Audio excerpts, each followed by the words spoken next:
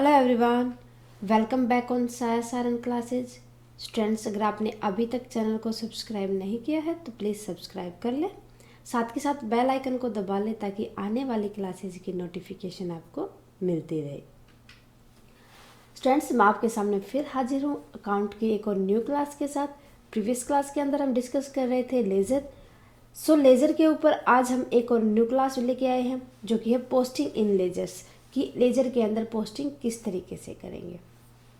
Okay, last class के अंदर हमने परफॉर्मा तैयार करना सीख लिया था कि लेजर का परफॉर्मा किस तरीके से तैयार करते हैं। उम्मीद है कि वो आपको अच्छे से समझ आया होगा, और अगर आपने अभी तक वो क्लास नहीं देखी है तो प्लीज़ प्लेलिस्ट में जाके देख ले।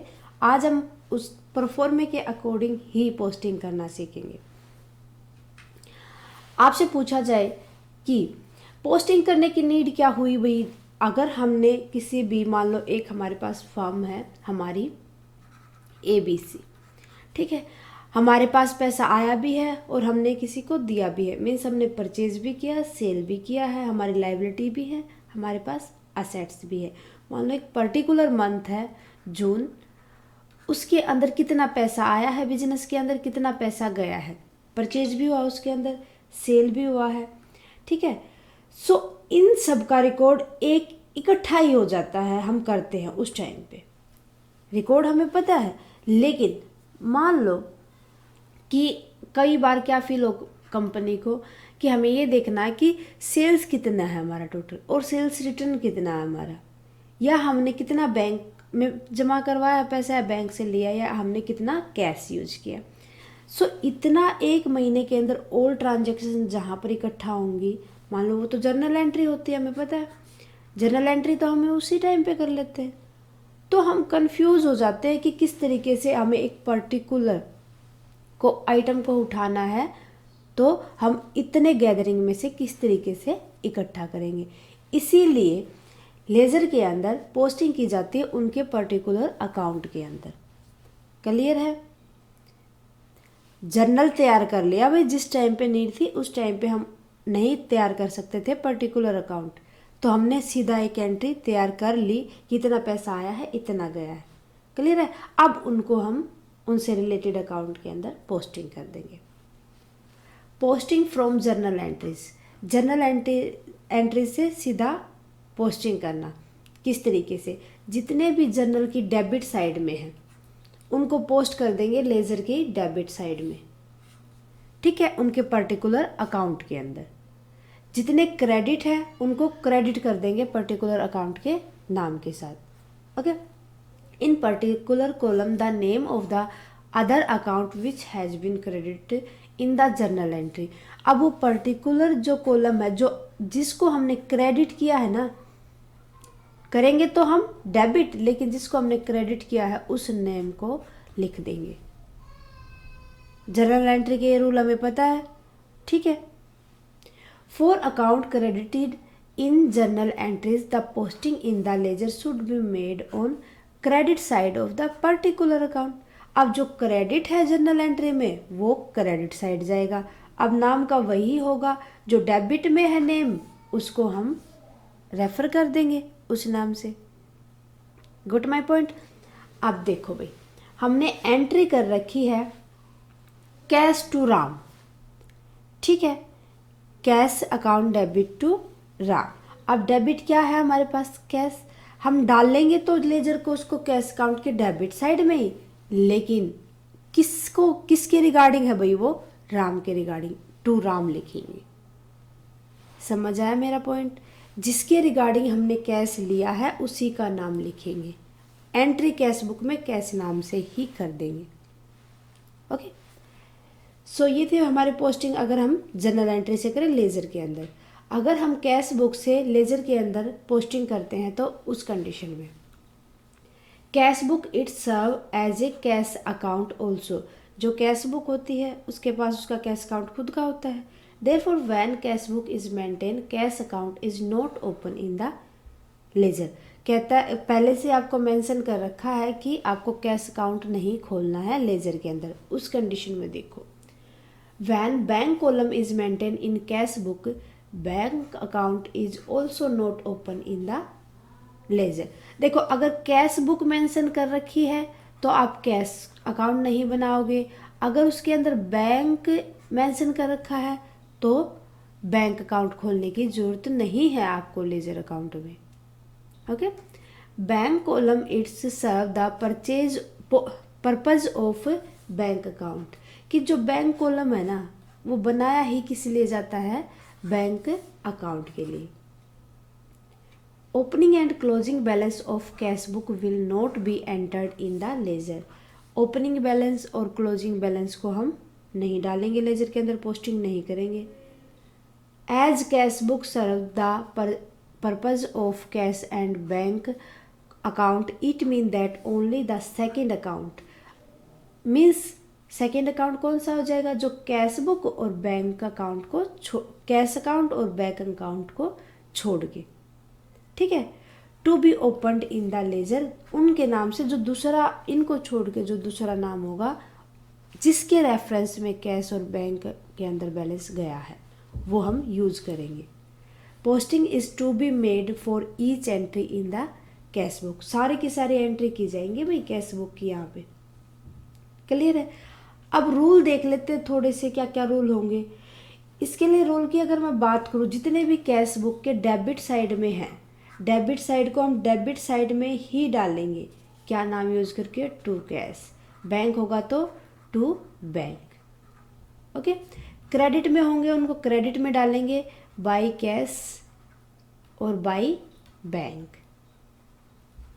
ठीक है। कैश कॉलम से लिया तो कैश कॉलम में, बैंक कॉलम से लिया है तो बैंक कॉलम में। ओके, ये रूल थे इसके।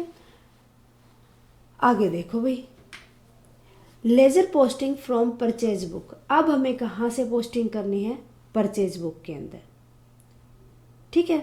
अगर हमने कोई भी क्रेडिट परचेज किया है, क्रेडिट में कोई चीज़ परचेज कर ली, मशीनरी परचेज कर ली, तो उसके लिए एंट्री होगी हमारे पास purchase account debit, ES account debit to supplier. Supplier कोई भी नाम हो सकता है, ठीक है, राम मान लो, इसको हम क्रेडिट कर देंगे। ओके, अब जितना भी परचेज बुक के अंदर डेबिट साइड का टोटल था, परचेज बुक के अंदर जितना भी डेबिट साइड का टोटल था उसको हम डेबिट साइड में दिखा देंगे, किस नाम से, परचेज नाम से, और क्रेडिट कर देंगे सप्लायर को। अगर क्रेडिट था तो वहाँ पर हो जाएगा हमारा सप्लायर अकाउंट। यहाँ पर जो सप्लायर को हमने क्या कर दिया, क्रेडिट, तो इसके अपोजिट साइड में डेबिट करेंगे तो इसके अपोजिट नाम यूज होगा, फिर वहाँ पर परचेज यूज होगा, ठीक है। अब सप्लायर के अकाउंट में अगर मैं ये एंट्री करूँगी तो सप्लायर के अकाउंट में क्रेडिट साइड लेके जाऊँगी बाई परचेजेस के नाम से। इस तरीके से एंट्री की जाती है। परचेज अकाउंट में तो हम करेंगे टू सप्लायर के नाम से, और सप्लायर के अकाउंट के में करेंगे हम बाई, क्योंकि ये तो क्रेडिट किया गया है, बाई परचेज के नाम से।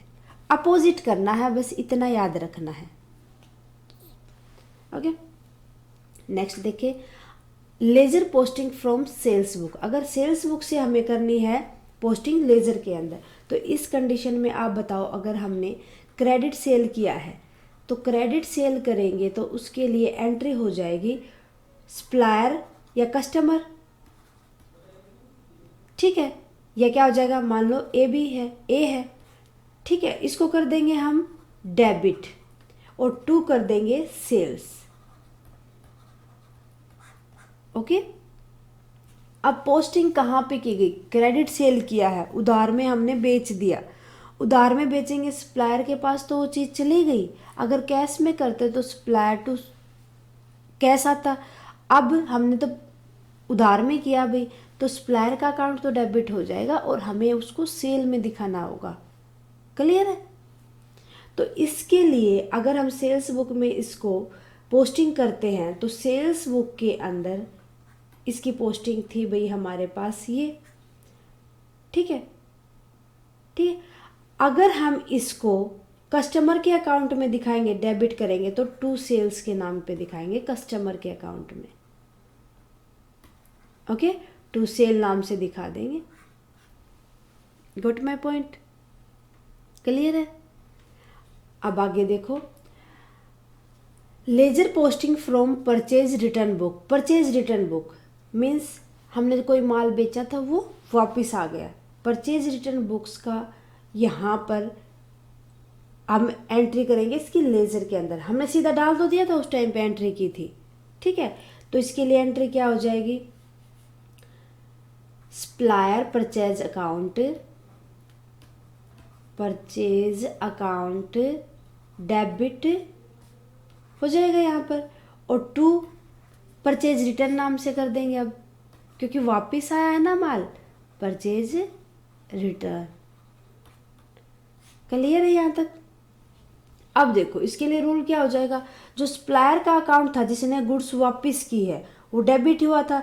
डेबिट हुआ तो हमने अगर सप्लायर के अकाउंट में एंट्री करेंगे तो हम टू परचेज डेबिट साइड में दिखा देंगे, टू परचेज रिटर्न से। क्लियर है? परचेज रिटर्न अकाउंट में डालेंगे हम इसको, तो परचेज रिटर्न अकाउंट के हमें क्रेडिट साइड में लिखना पड़ेगा। हम यूज करेंगे by supplier account purchase account,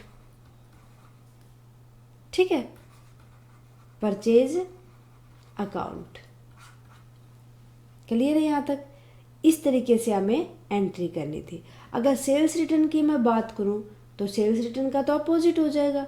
हमने कोई चीज़ बेची थी और कस्टमर ने हमें उल्टी कर दी भाई हमें, तो यहाँ पर कस्टमर ने हमें उल्टी की है तो सेल्स रिटर्न अकाउंट डेबिट हो जाएगा और टू कस्टमर हो जाएगा।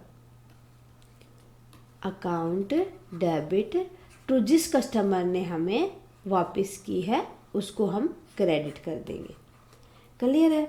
यहाँ पर हमने क्रेडिट साइड डालेंगे। अगर सेल्स रिटर्न अकाउंट में डालेंगे तो इंडिविजुअल जो यहाँ पर हमने कस्टमर को क्रेडिट किया है उसको क्या दिखा देंगे हम बाई क्रेडिट कर। अब ये कस्टमर के अकाउंट में हम एंट्री करेंगे तो बाई सेल्स रिटर्न से दिखा देंगे। ओके, अगर हम करते हैं सेल्स रिटर्न अकाउंट में एंट्री तो सेल्स रिटर्न में हमने डेबिट किया था तो यहाँ दिखा देंगे टू कस्टमर जो भी नाम था, या सेल्स, हाँ बस कस्टमर जिसने सेल्स रिटर्न किया था उसका नाम लिख देंगे। मान लो हमारे पास बी था ऊपर से, अकाउंट डेबिट हो जाएगा। क्लियर है? अपोजिट एंट्री नाम से करना है। एंट्री हमें डेबिट में करना है लेकिन टू कस्टमर यूज करना है। अकाउंट क्रेडिट करना हमें सेल्स रिटर्न में तो हमें फिर सेल्स कस्टमर के अकाउंट में तो सेल्स रिटर्न यूज करना है। क्लियर है? अब देखो इन अकाउंट को हमने बंद करना है अभी। Closing and balancing of account, ये किस तरीके से करेंगे हम वो देखो।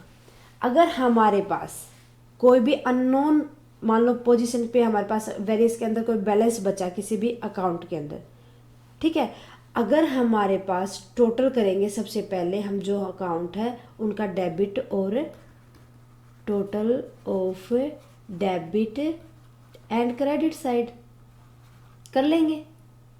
पहले टोटलिंग करेंगे, उसके बाद देखेंगे डिफरेंस बिटवीन, डिफरेंस कितना है, ठीक है। डिफरेंस देखने के बाद अगर हमारे पास डेबिट बचा या क्रेडिट बचा है अब उस हिसाब से देखेंगे। मान लो हमारे पास पहले से था कुछ, ठीक है, कोई भी हमारे पास से मान लो कैश बुक में था या कोई भी बैलेंस बचा था किसी भी पर्टिकुलर अकाउंट के अंदर, ठीक है, उसके लिए तो हम कर देंगे बैलेंस थर्ड, देखो बैलेंस CD कैरी डाउन, क्योंकि इसको हमें कैरी करके चलना है, ठीक है। नेक्स्ट पीरियड के लिए हम इसको कर लेंगे broad down, fourth balance BD। Carry का क्या मतलब हो जाएगा, कैरिड डाउन, ठीक है, इसका क्या हो जाएगा ब्रोट डाउन, ठीक है। क्लियर है यहाँ तक? फिर नेक्स्ट देखेंगे अगर डेबिट साइड ज़्यादा है, अगर हमारे पास डेबिट साइड ज़्यादा है क्रेडिट से, देन डिफरेंस क्या होगा, यहाँ पर देख लेते हैं debit more than credit means ये हो जाएगा हमारे पास डेबिट बैलेंस। ओके, अगर हमारे पास क्रेडिट ज़्यादा है डेबिट से, क्रेडिट ज़्यादा है डेबिट से, दैट्स मीन ये हो जाएगा क्रेडिट बैलेंस।